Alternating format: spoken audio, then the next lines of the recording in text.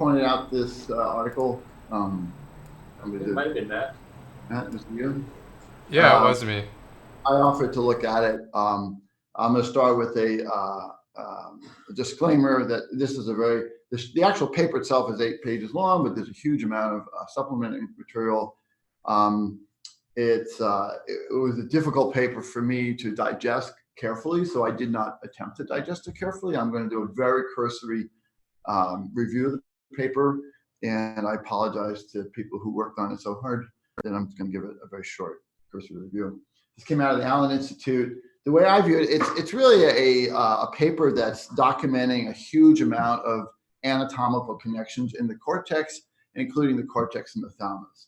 And so I kind of viewed it as sort of like, you go back to the famous Feldman and Vanessa paper of 91, where they had this huge table of the connectivity between cortical regions, and they produced that famous map that we've seen.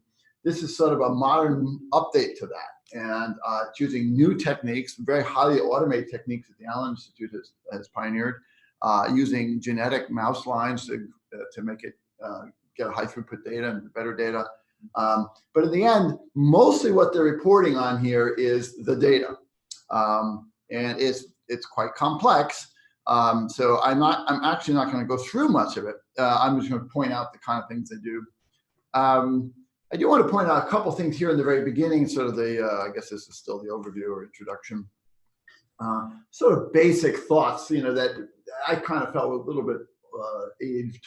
Like thalamic nuclei make important contributions to cortical function. That is, of course, true. They serve as a relay for primary sensory information. I kind of view that as a sort of a error by omission, that's like the old way of thinking about it, but we now know they're much more important than that, and that's not really the way we like to think about it.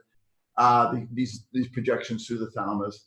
And well, as they say, the cortex, so they're including the thalamus in this, right, where the Feldman and Vanessa guys didn't include the thalamus in this kind of stuff. Serve as a relay for primary sense information and well positioned to influence cortical information processing, which is really not saying much. So reciprocal or transthalamic loops. And I kind of view that also as an old way of thinking about it. That we now know that the projections through the thalamus and the cortex are not really these reciprocal loops. They're feed forward and feed back. It's not like this information just cycling around and around. So I thought that's, I wouldn't have said that. I'm going to just skip forward here. So here's the kind of things. I look at the mice, these different mice, they identified, I think it was 42 areas or something like that. And these are maps of those areas. And then they look at these sort of connectivity graphs of various ways of looking at the data between all these 42 areas using different types of probes and data and so on. And it really gets complicated. So in some sense, these kind of results are the output of this paper. And what they're saying is this is a foundation of new data, and here's how we organized it. We made it available to people. And it goes on and on and on, different ways of looking at the data, cortical projections by layer class, cortical projections by source or class, more connectivity graphs of different types. And at some point I just gave up trying to read this because it's very, very detailed. Again, more of these sort of connectivity types of plots, different ways of looking at the data. So what I want to jump to, again, more of the same. Even these, I like these kind of diagrams, but even here I found this very difficult to digest. And so I wasn't willing to put the time into it. I'm just being honest about it. Because really the point of this is a data set as opposed to, they make very few summaries. I want to point out a few summaries they do make here towards the end here. So I said this is going to be a very short talk about this thing. First of all, this was an interesting point. I just called this out because it's a piece of data I wasn't aware of. And I want to look into this further at some point in time. And so I just pulled out this one little sentence that, gee, I missed that in this, but it must be in there. I need to go look at this more. They say we showed that layer 4 neurons, even spiny stellatates, can have long-range projections. That is contrary to most current thinking about the cortex. Yeah. And I think that would be very important to understand better. And I didn't have the chance to look and understand it better yet. So what percentage of them, how they're bringing, where do they project, those are things I wish they expanded this a few more sentences right here to say, what did we find these things projected? Because otherwise I have to go back and look at all that data, which is very hard to do. This one I thought was really very interesting. So it's a hierarchy that we find. So they're really analyzing, is the cortex, we've got these 42 regions, are they hierarchically connected? And so how? And they say the hierarchy we find is shallower than might have been expected, even with the inclusion of thalamic regions. The difference between the lowest and the highest levels is less than 2 full levels. And the all area connectivity global score is at 19% between random and perfectly hierarchical. I didn't dig into what they meant by that global score. It's defined, I think, in the paper, but you can basically saying that what they're saying is that it's a lot less hierarchical than we think, and it's a lot more random looking than we think. Yeah, but I think one really important point, particularly compared to Thelma and Van Essen, is that this is a mouse. Yes. And mice have very small neocortices, and it's much, much shallower. Whereas the primates are much richer and much deeper. Yes, so I think that's what they say. People even say there's not really a well, but I still think it's an important thing to point out, and they say that right here. This might be characteristic of the mouse cortex, given its high connection density, particularly when considering all the non-zero connection strength. They did not talk about it being. Their reason is it's shallow, but they did point out it might be characteristic of the mouse neocortex. Fine, it doesn't say explicitly what's going on in primate, but it's still an important distinction. Mice are pretty damn smart, and their vision is pretty damn good, and they it's not like it basically shows that an animal, a mammal, can have a vision system or a whole hierarchical system that's not rely on a lot of hierarchy. And that's an importance, and it certainly fits well with our theories. Where there's a lot of points in this paper where these kind of data sit well with what we propose. This one is another example right here. Notably, hierarchical position alone does not explain all the connections of a given area. This complexity may be why some have argued that the concept of hierarchy is overly simplistic for describing functional properties. Well, we think it is too. And so I think in general, this data supports sort of the thousand brain theory and our theory of cortical regions being full modeling systems, each and every one.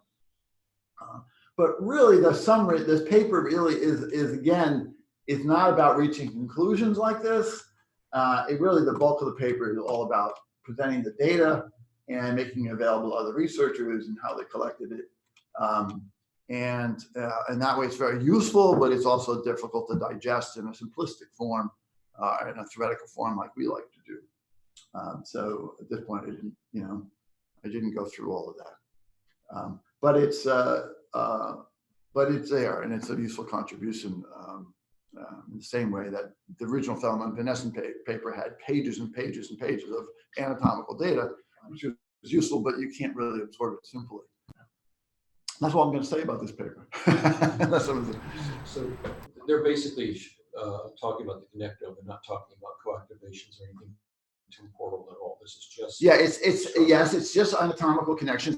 I wouldn't know if it's the connectome in the sense that connectome generally refers to a much more detailed connectivity graph, which is like actually literally synapse by synapse by synapse. When people talk about the connectome, they're talking about every single connection. Okay. But it is a connectome-like connectivity. It's more of it's really a region-to-region graph connectivity, and trying to make some distinction about what's feed forward and what's feed back.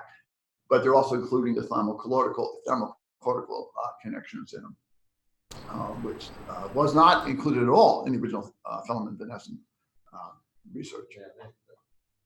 Another thing I just noticed in that paragraph is that in the end is that we did not explicitly include strengths in computing hierarchy, except that weak connections were removed. Yeah. And this is very common in anatomical.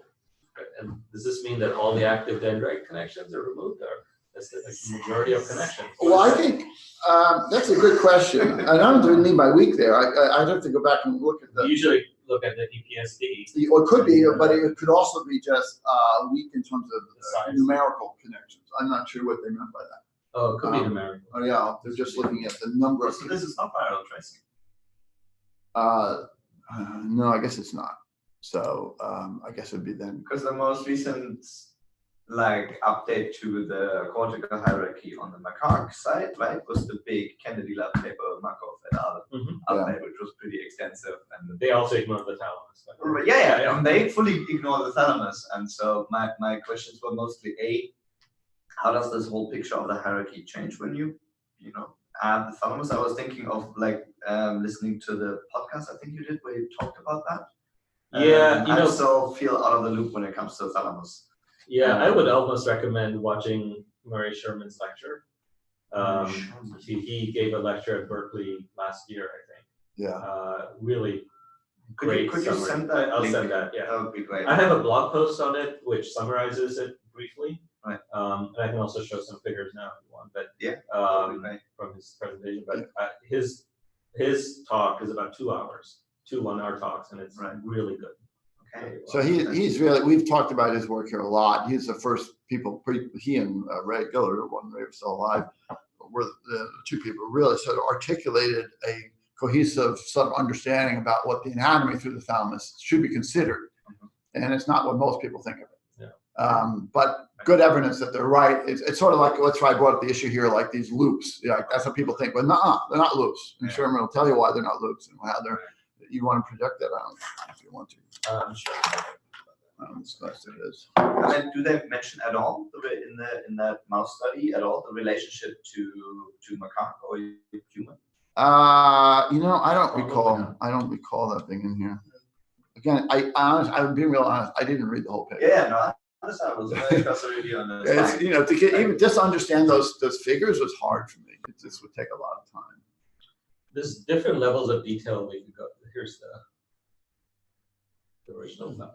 That's the original. One of the original films. Yeah. I think he likes to point out. So what was the model? I mean, was it mouse? Was it primate? Which one? The one you're just responding. This one? This one's macaque. That's primate. This is a famous Venice and that. So just as a general rule, more and more work has been moving towards rodents. And they used to be, for various reasons. Monkeys are difficult to work with and they're expensive, and there's a lot of ethical concerns about it. And so, and now we have all these great tools for mice and rodents, and so there seems to be less issue there. Sorry to interrupt, but what are we looking at here? This is a slide from Murray Sherman's talk that he gave at Berkeley. I think it was last year. Okay, thank you. And this particular slide shows the Feldman and Van Essen cortical hierarchy that they did, almost 30 years ago now. We've talked about this a lot, man. Maybe you don't recognize it. It's been in a lot of my talks. This is a very famous picture. This represents the visual system of the macaque neocortex. Each little rectangle is a region of the neocortex. The input from the eye is coming from the bottom of the picture, retina through LGN, then to V1, V2, and so on.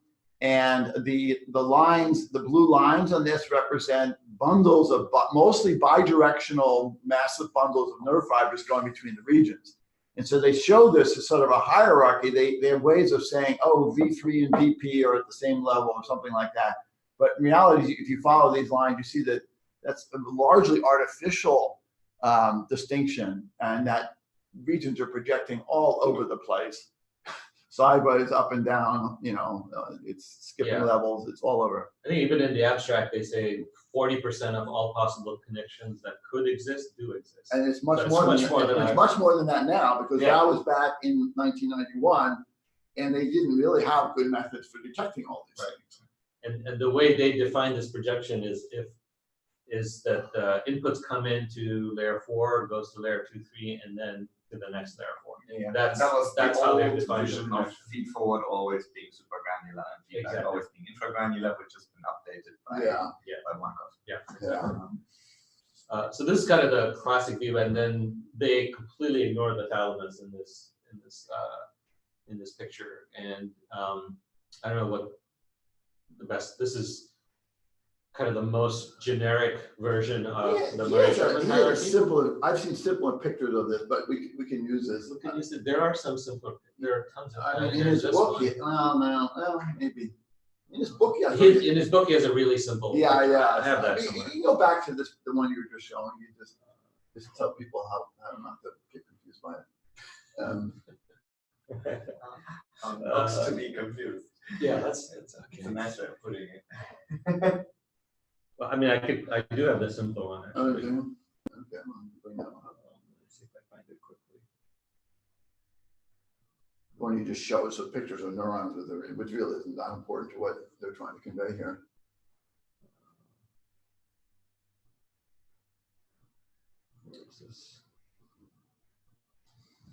Okay, here we go. Yeah, the this is the right? one. Yeah, do you want to walk through it or you want me to? First time I see this. Yeah, this is from a book, 97 book that I have on my desk that you can look at. I don't know. I can do it. You can do it, yeah. This is from Murray Sherman's book.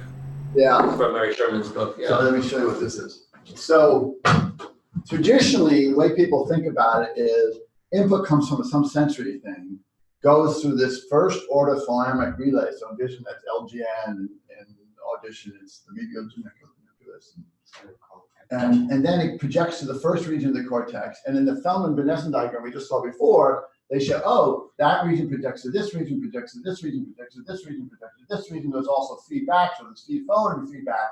But Feldman-Benessen ignored all the rest of the thalamus. Right.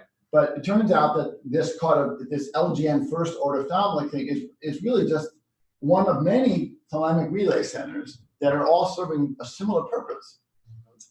So they point out that not only did this region project directly to this region, it also projects to the thalamus, the higher order thalamic relay, which goes up to here. This projects to here, which goes up to here. This projects to here, which goes up to here, and so on. So you can say there's two ways of going forward. One from cortical region to cortical region, and one from cortical region to the thalamus to cortical region. But notice this is not like back and forth like this. It goes forward, and so that's why it's not a reciprocal loop. Right. And Sherman and Guillory argued that this projection here is probably the dominant one. It's the main one. There's tons of evidence that they present for that. Yeah. Is that just the usual argument that people make about layer 4 being driven by just the 10% of thalamic input as opposed to 90% of cortical It's inputs? Yeah, that's one of I the. mean, it's one of the pieces of evidence. Yes. So yes. Yeah, these connections from thalamus to cortex tend to be what they call driver connections. Right, so that's not Very just true strong. for these first order. No, nuclear it's true for all Yeah. thalamic. What they're saying is this is not an exception. This is actually a pattern. Right. That's there everywhere. Good, I get it. So the old view would be like this. They call the thalamus the gateway to the cortex. Like all information from the senses goes through this thalamic, and then it's all cortex. But Right. that's not true at all. And if you think about the idea of a common cortical algorithm, that's kind of hard to justify. But this is much more sensible. Is that what people mean by these non-specific thalamic nuclei? Are these No, these are specific thalamic nuclei. We can talk about the non-specific in a moment. Okay. So these are the specific. Well, these are like in the thalamus, and even in the paper we just looked at from the Allen Institute, they talk about the thalamus as three types of things in the thalamus. You got non-specific, you've got matrix, and you've got the specific thalamic nuclei. These are just the specific thalamic nuclei we're talking about here. We can talk about the others too later. But anyway, this is the view that they've argued, and we've adopted completely. At least I have. And in this view, what you really ought to think about is the thalamus is not as, it's almost like the bottom layer of the cortex, except imagine you have another layer of cells of the cortex, but instead of stretching all the way across the cortex, you put them in one little place in the center. It's a way of bringing into sort of the bottom layer of the cortex down to one thing down here. That's how I view it. But anyway, then we have, it makes the system much more complicated because you do have these direct connections, but you also have these connections to the thalamus, which seem to be the driver. So really like this plays, and if you understand a cortical region or a cortical column, you need to include the thalamus as part of that. Right. You can't think of it as just some extra thing that's going on elsewhere. Some of the recent stuff that he's been talking about is if you now disable one of these nuclei, then activity in the cortex disappears. Right. But if you disable these the cortical connection, activity still continues. Right. So That's this the higher order stuff. Yeah, but it doesn't answer while that like re-stresses the importance for accounting for these also in models, I guess. Yeah.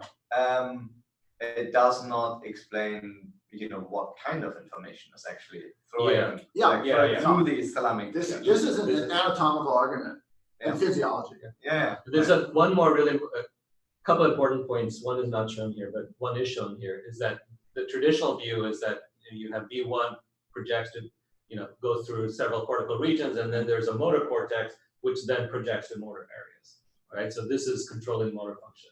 If you look at the anatomy, again, that's not really true.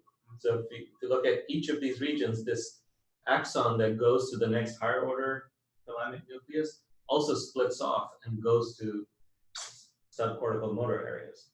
So every region of the cortex has axons that go down to various motor areas. And they find this for every sensory modality and every region pretty much. Everywhere they look. As Sherman always says, everywhere we've looked, we found layer 5 cells that project subcortically to some motor area. And they've looked at pretty much everything.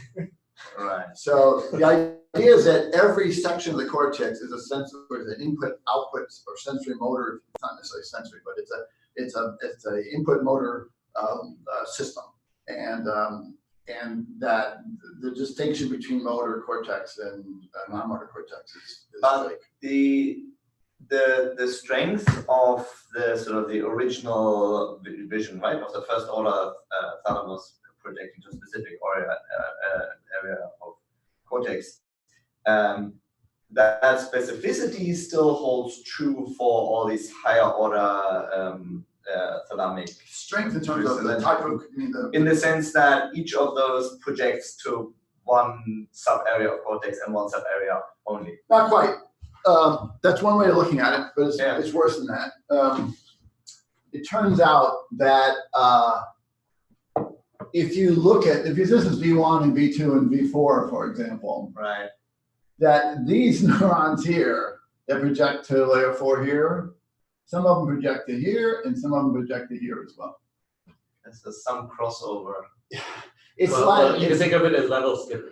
Level skipping. I've argued that it means that even these regions, one of these higher order regions of cortex, can model the input directly from the retina, or they can model the input out as it after it's already been processed by somebody else. Right. And so that's part of the thousand brains theory. It kind of matches the Markov thing where they showed the level skipping going forward. Yeah. And they're looking at just the cortical connection. They say if this layer projects to here, it very likely projects to T. Right. And they show that the pattern shifts like a little bit when you're skipping a lot of layers. Then it tends to target more and more layer 4, whereas when you go like to adjacent areas, you often have layer 3 to layer 3 connections. Like for example, the V4 path, for example, right? So you can actually there's a distance dependent rule kind of. Interesting. And so this is really important if you're going to model cortical columns. Right. To me, these nuclei are part of the cortical column. You cannot extricate it. We spent a lot of time here trying to understand what the thalamus is doing. A lot. I mean, I don't know how many months we had presentations and talked about it, read papers and had visiting scientists and so on. We have some speculations with multiple things that are going on there. It's clearly involved in attention in various ways. But we're not going to go through that today. But it's not like it's a complete mystery to us. There's been a lot of detailed discussion. I guess some of it can be gleaned from just identifying the cells that are projecting back to thalamus, right? Yeah. So that's not shown here. Yeah. So that's not what. So when you say projecting back, right? So these are projecting forward, right? The projecting back is actually not shown here. So that's actually what I wanted to. That's in this other diagram. Where is it? This is the more complicated one. Yeah, so here, this shows area 1, layer 5 projecting forward to the higher order area, and then there's a axon collateral that splits off and goes to the motor areas. But in every region, there's also layer 6A, which projects back. So this is a feedback projection back into the thalamic. Is that a simple handshake? I mean, that exists in all the cortical layers, right? When you get it, when you receive an activation, you also have an inhibitory neuron that then cancels that input as a handshake. I wouldn't go that simple. That's too simplistic. Way too simplistic.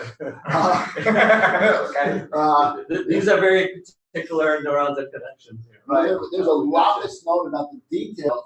For numerical, see how this is the thin line here? That's suggesting it's not a driver, it's a modulatory thing, but there are 10 times as many fibers projecting back this way than there are projecting forward. So this is a very massive projection bank, but it seems to have this sort of very difficult to interpret result here. And these projections project onto this this inhibitory matrix here, the thalamic reticular nucleus, and they also project onto the distal parts of the relay cells. But these are very complex projections, and these are these glomulars here. So there's some very specific circuitry that's going on here that's being controlled. We have speculated there's multiple of these relay cells down here, and they have these very unusual synaptic glomulari. And so, without going into the details of right now, they suggest that these are almost like one-to-one outputs. That's what they call relay cells. You get one axon, and you get one axon out. It's like one-to-one. This is very unusual in the brain. But there's these complex glomulari, and there's multiple ones on these cells that are not shown. And it looks to us as if these could be like that you can actually literally turn on and off different branches here. And so you can actually reroute. It's possible that you can be rerouting a single axon from the retina, can be rerouted to different relay cells. And so you have the ability to sort of do a multiplexing, yes, that's not goes with that word, of the input on a very unusual in the brain, like a one-to-one, not like some pattern to pattern, but a one-to-one. And I've come to believe there's another thing that's going on here, and I give it a much better than 50% chance it's correct, but we haven't really explored it much at all. Is I believe that another thing that's going on between these two is there's an establishment of a gamma frequency, and I believe I've convinced myself at least that one thing that is happening here is that the thalamus is able to scale movement and behaviors by changing that frequency, and that frequency actually might be driving the good cells in the cortical column. And so there's a scaling factor. So when you attend to something, you're not only you're certainly restricting the input you're getting, you might be multiplexing it and remapping it, and you're also scaling it at the same time.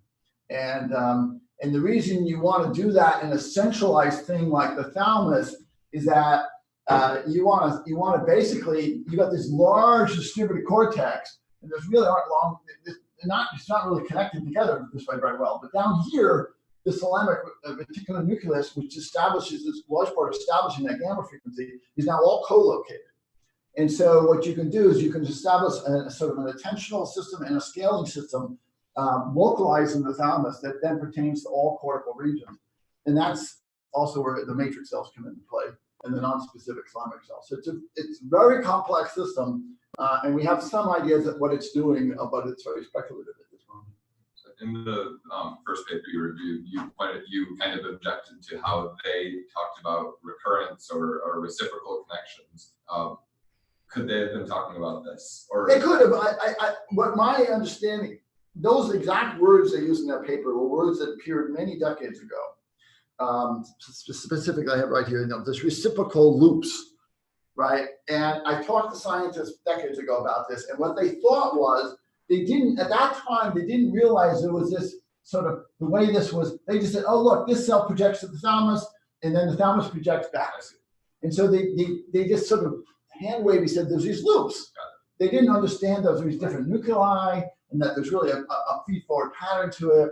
So it's sort of like an old language, and I remember I don't think which scientists I've debated this with, but they have this idea that this projects here, and it's like somehow there's this reciprocal loop going on and it's doing something, and but that doesn't appear to be the case.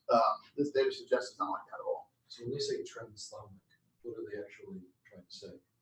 Who's saying that? In that same paragraph, they said reciprocal and transthalamic. Oh, Transthalamic might be this. Yeah, it just means that instead of going directly from here to here, you're going through the thalamus. Okay. So even in the old way, the very old way of thinking, the transthalamic would be here, back to here, back, through the thalamus, back again.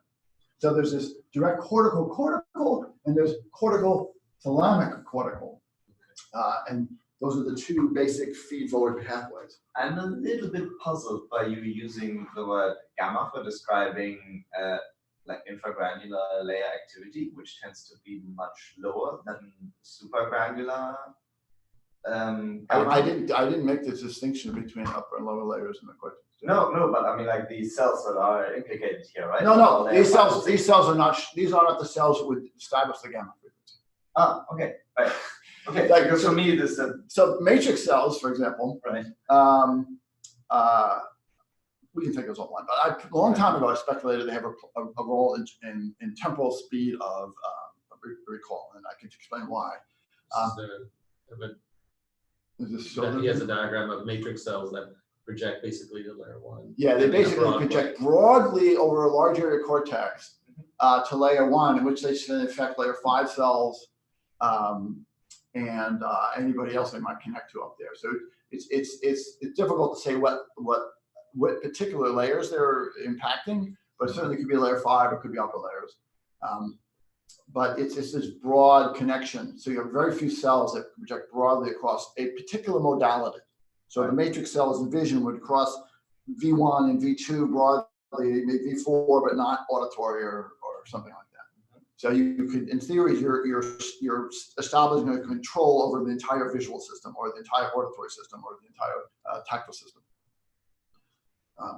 There's very little theory about what these cells do, but we have some speculations. Over the years, I've gotten more and more data to support these ideas. So I'm pretty I'm willing to talk about them. I'd love to talk to you sometime about all these architectural ideas. Sure. I have to, a few speculations myself, but right. Okay. Anything else? Thank you for explaining that. Just jumping. Hey, Jeff. Yes. About the first paper you're looking at, you mentioned you thought it had a lot more data, I think, than it had conclusions. And I was wondering if the publication, at least of the data, might be used for other researchers to come in and make some more interesting conclusions at a later time. Well, I think that's their hope, right? Okay, good. I think actually if I recall what they said in the paper, they said that this now presents a new baseline by which additional anatomical studies can be made. Right. So they were saying more like, okay, this is, we've just advanced the anatomic connectivity scheme here. Obviously, I think every scientist hopes in the end you can explain this stuff, but that wasn't, they didn't say, now we have this data, you'll be able to understand this. They didn't say that at all. I mean, that's a little bit behind the COSAP 2022 proposal, right, that we submitted, right? This idea, how does that work effectively, right? How do you just share these big tables of, EPSPs in a microcircuit? How do you share these big tables of, connections, thalamic-cortical, and make people understand and use them when they build the cortex models, right? And agree on them, or how does that communication work? Because it's really tricky. You experience it yourself. Just reading those figures is hard because there's so much experimental detail. So what you really need to do is what I found helpful is you've got to read lots and lots of different people's interpretation of these things, and you just have to build your own internal model of what might be important, what's not important. Like we focus on the thalamic-cortical loops. Other people just ignore them completely. Right. But there's logic behind that, but it's very subjective. So it's an interesting question. I mean, I don't think there's any sort of proper way to digest all this data. You just have to make diagrams, read other people's diagrams, look at it carefully. I mean, some of it is finding the right words for it, right? Like, for example, replacing the word thalamic-cortical loop with, if it's not really a loop in the original sense of people, what is it actually? It's like a Z pattern of sorts, right? But what is that? Right? Well, I think the term that is now been adopted is, they talk about cortical forward projections and cortical thalamic cortical, so CTC versus CC connections. Okay. Yeah, and the thing that kind of bugs me also is that, if you just draw the wiring diagram, whatever, it completely ignores the dendritic functions. The functionality of the projection down here is very different from the functionality of the feed-forward projection. Right. And there's very specific dendritic characteristics here that are really important to understand it. So it's not just all point neurons with linear weighted sums of stuff. Yeah, but that's how all these, even the best and most recent models treat it. Right? I know, but it's completely wrong. Yeah. I mean, it's totally garbage, right? Right, but I mean, if you want to understand the brain, you cannot do that. You just cannot do that. The right thing, of course, is obvious thing, the thing we do is you do a bit of bottom up and top down. So bottoms up, you look at all this data, which is totally, you'll never be able to guess what it does. But then you have to have a top down theory. You have to say, what is the cortical column doing? What might it do? What things do I have to do in the brain? So for example, I mentioned scaling a moment ago. The brain scale, I can give you all these different examples. You can speed up or slow down a melody. Right. So the brain is able to do that, and you can speed up or slow down your behaviors. You can look at an object and move your eyes more or less depending if the object is further closer away, and so on. So you know the brain has to do that. Then you come up with this list of functional, high-level, top-down requirements, and then you try to lay it on these bottoms-up details, right. And it's the only way you're going to solve this problem. Right. And that's the technique we've used here to do both. You have to really know the details. Argument for an actual brain theory. What's that? One argument for the like actual brain theory in the cognitive sense. Yeah. Also, right? Anyway. Do I recall correctly? I think Michelangelo asked you this question where he was saying, "Well, can't we just trace this thing out?" And you were saying that it's kind of hard to get to the thalamus to actually do the kind of stuff that you want to do. Is this question, how do we get the data, or if we have enough data, it would be obvious how it works? How do we get the dynamic? How do we trace out stuff? In the cortex, you put in probes and various other things. The thalamus, I thought you said that it was kind of harder to kind of get to. Well, it's in the middle of the brain. Well, right, exactly. Yeah, they can get to it. There are thousands of papers, or hundreds of these papers published on the thalamus. I mean, it's incredible how much data on it. But it's easier with cortex because you can just put electrode arrays and you just squish them in literally a little bit. push Yeah. down a millimeter and then you So go. the way they do this, I mean, this is just basic neuroscience. You can start with just slicing dead tissue and staining it. Then you can slice a tissue that cuts through the cortex and thalamus, preserving some of these connections. Right. And then you do slice, the in vitro studies, Right. which are cutting off a lot of stuff, but it still works. That's how a lot of the thalamic work was done, was do thalamic-cortical slices. How would this fMRI work for thalamic? Yeah. It works as well as anywhere else. Oh wait, but that is promising then, because that means that these new 7 tensile techniques where they can resolve, supergraduate, infragraduate, so like a middle layer, you could learn a little something about these circuits and this hierarchy. Yeah, from blood flow. Yeah. Right. Yeah, a little bit. But one of the challenges of doing thalamic stuff is you can do all the tracing, that's sort of static, anatomical stuff, but if you're trying to do in vivo recordings of this stuff, the response properties of these neurons are quite different from pyramidal cells. And so even spike sorting is actually quite challenging in the thalamus. And the algorithms that work for the cortex don't work down here. And there are very few people who've actually even studied that problem. And so even knowing when a neuron is firing and not firing, it's actually quite tricky in the thalamus. of course, all these things are so small, and it's just incredibly difficult work. There is a huge amount of data about this stuff, though. The problem is it's just even correlating the different data sets in any kind of way, or just I guess is the point of your cosine thing. Right. I mean, if you say, let's just go learn what they know about the thalamus, you'll give up in a day. It's just it's overwhelming. I mean, there are systematic data science techniques for trying to harmonize some of these data. So, for example, one of the things that I found more impressive about the things they did in Jülich was they took electrophysiological and anatomical data on the microcircuit, and they systematically analyzed, okay, where do these data sets actually disagree with one another, and why might that be so, right?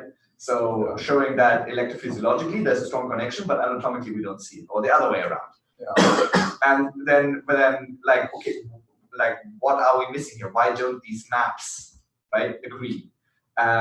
Those I find the most promising places. So you would kind of want to have the same measurements, the same observations done by different techniques and maybe different animals, and then find a data science-based method to look for the discrepancies, to try to learn how to amalgamate this data. I think what I mentioned earlier is a classic example of this. Anatomically, you can look at the numerical connections, and there's 10 times as many fibers going back as forward. But physiologically, it's very, very hard to see the effect of them. Right, you don't know the strength. Yeah. And so often, depending on which way you're looking at it, you'll just ignore it. And then for me, on top of that, because I was looking at working memory, it's not just like how many connections are there and are they strong or are they weak. For people like me who study fast plasticity, the question always is like, oh, can that strong synapse actually be modulated? Can it like be turned into a weak one and then suddenly be strong again for a couple of seconds, right? Well, that's what's interesting about this glomeruli down here. As we said earlier, this is a very unique structure, and it looks like a particular relay cell may have half a dozen of these glomeruli. And some have fewer, some have more. And it looks as if only one is doing anything. So they only show one. Right. Oh, the others are there, but they don't seem to be doing anything, so they don't even show them in this picture. Right. So, but Murray knows they're there. And so we bothered him, we probed them and they go, yeah, they're there. So we run our theories by him this evening, but every picture you'll see shows it like this. Like there's a relay cell, therefore there's one input and one output. Right. It's not true. No, there's a fan in and fan out. Fan out from retina. Yeah. Each retinal and it has somewhere between 5 and 20 connections to relays. Relay cells.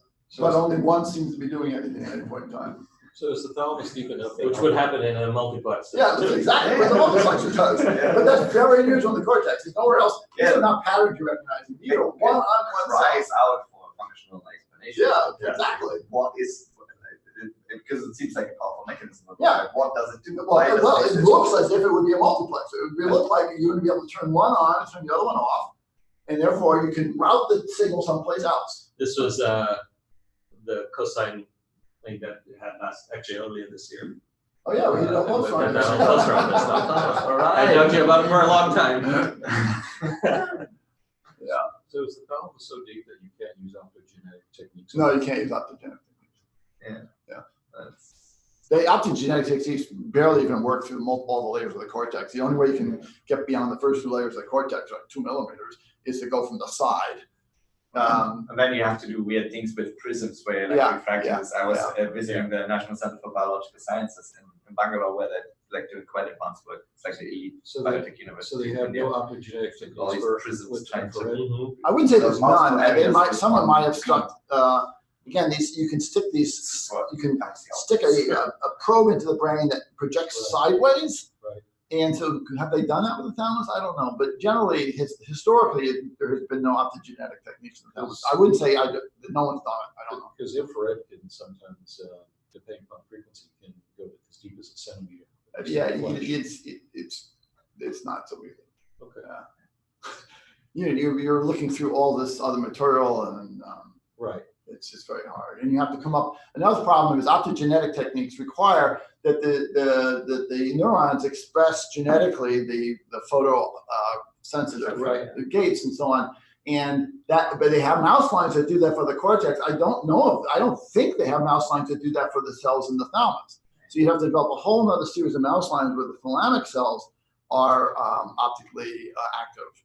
And you can't change the frequency. I mean, there's a couple of different of these receptor types that they have, right? So they can excite and inhibit, but you can't just change to infrared and still have the No. There's a very narrow frequency. Well, there's things where you're activating them, and there's other things where the active neurons emit light, right?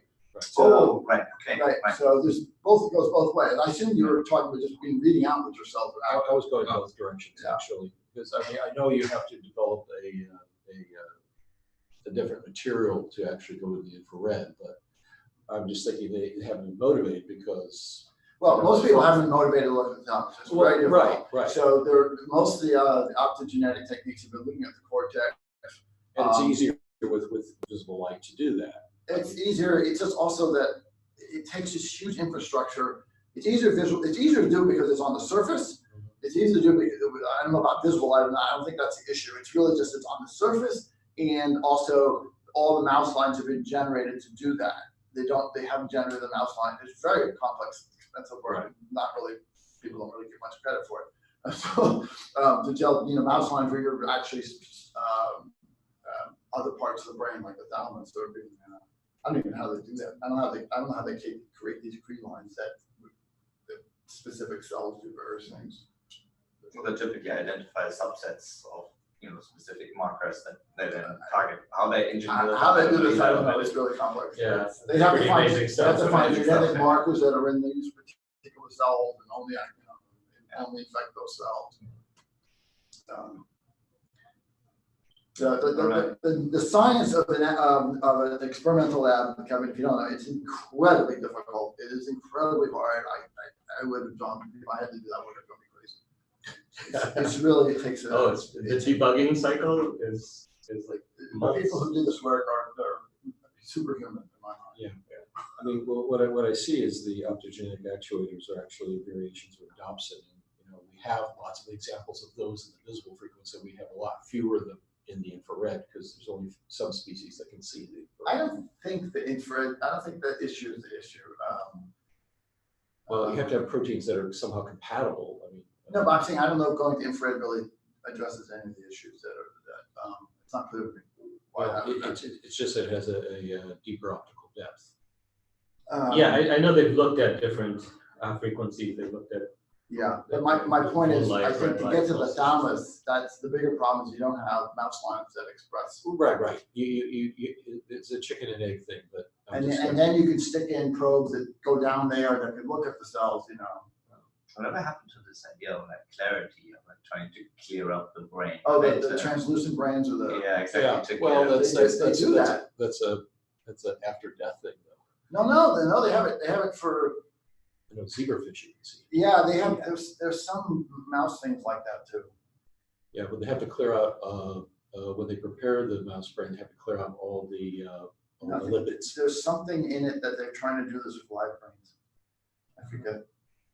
I can't remember the details of it. Yeah. Other 1,000 different ways of attacking the problem. All right, I said Okay, it was short, all right. it was longer than short. Yeah. Well, thank you. All right, I'm turning you off. So I'll send out the link to the Reciprocal release. All right. Thanks for watching, you guys. There will most likely not be a research meeting on Wednesday, but I think there will be one on Friday. So that's the plan. So we'll keep doing this next week. I am currently working on HTM school animation, so I'm hoping, pretty much sure, there's going to be another HTM school video out before the end of the year. Definitely before the end of the year. If you're interested in that. Otherwise, don't forget to visit our forum, HTM forum, the link in chat here, if you're interested in this stuff. We have a very active and kind, friendly, welcoming community of folks that just want to understand how intelligence works in the brain and talk about their different ideas. So there's lots of topic on this, lots of discussion on this type of stuff, on the topics of hierarchy, cortical integrations with thalamus, etc. And also, lastly, don't forget to give this video a like, please, all 11 of you that are watching right now. If you made it all the way through here, hopefully I'm going to do the pitch. If you made it through here, and you've watched several of these videos, please just give it a like and subscribe. Like every video you watch on this channel, it helps YouTube promote. The more likes we get, the more YouTube decides to promote the video. They have the secret algorithm that promotes the videos. So please like the video, share it with your friends, talk about it on social media. Numenta, the company, here we go. There's not many other companies that are doing what we're doing right now, what you're watching. You're watching live research from our headquarters in Redwood City with our research team that works on algorithms every day at Numenta. And so you get a really relevant and current window into the world of research and a private neuroscience company. And we think that's pretty cool, so hopefully you'll share that. I don't think you'll find any other companies doing this type of cutting-edge theoretical neuroscience research out in the open like this. So share it with anybody you like. And thanks for watching. I'm going to turn the stream off, everyone. Take care and have a wonderful day. I'll be back on Friday with another live stream.